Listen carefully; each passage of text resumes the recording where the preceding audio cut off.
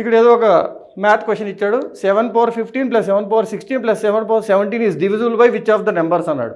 ఈ కింద ఇచ్చిన నెంబర్స్తో ఈ నెంబర్ ఏ దాంతో డివైడ్ అవుతుంది. సో ఒక్కసారి గమనిస్తే 7 పవర్ 15 మనకు కామన్ తీయొచ్చు. నేను ఎప్పుడైతే 7 పవర్ 15 కామన్ తీస్తానో ఇంకా ఎవరు మిగులుతారు లోపల? ఒకటి ఫస్ట్ 1 మిగులుతుంది, 7 పవర్ 16లో ఒక 7 మిగులుతుంది, 7 పవర్ 17లో ఒక 7 స్క్వేర్ మిగులుతుంది. ఇది కంపల్సరీగా 7తో డివైడ్ అవుద్ది, కానీ 7 ఆప్షన్లో లేదు. సో వీడెవరో చూద్దాం. 7 స్క్వేర్ 49 ప్లస్ 7 56 ప్లస్ 1 57. ఈ 57 ఎవరితో డివైడ్ అవుతాడో ఈ నెంబర్ మొత్తం వాడితో డివైడ్ అవుద్ది.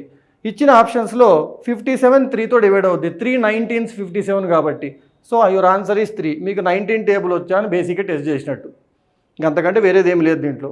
ఊరికి అన్ని రకాల ఫార్ములాలు మనం బైహార్ట్ చేసేసి దాన్ని ఆన్సర్ చేయడానికి ట్రై చేసి ఆ ఆప్షన్ గుర్తురాక ఫార్ములా గుర్తురాక ఇబ్బంది పడకుండా నిజంగా కాన్సెప్ట్ తెలిస్తే మీ బ్రెయిన్ కనుక ఎమోషన్స్ ఏమీ లేకుండా ఫాస్ట్గా కనుక టకటగా చేయగలిగితే మీరు ఫస్ట్ లెవెల్లో ఇచ్చిన క్వశ్చన్స్ అన్నిటిని 30 to 45 సెకండ్స్ లోపల కంపల్సరీగా ఆన్సర్ చేయగలుగుతారు.